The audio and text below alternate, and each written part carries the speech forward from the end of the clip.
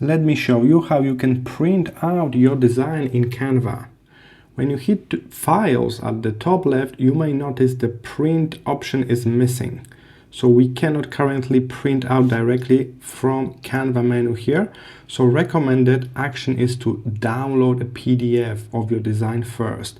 So instead of this menu, head to the right side, click Share, and you will see option to download.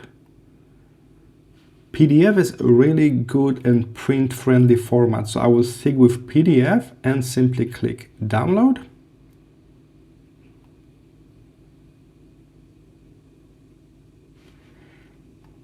And then your Google Chrome can open this PDF in the new tab, like in my case, and from here you will see there's a print button.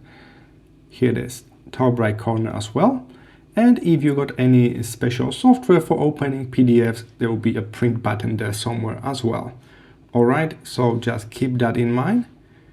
We need to download our design. I recommend PDF, and then print that PDF. You cannot print directly from the editor just yet. I hope this was helpful. See you in the next one.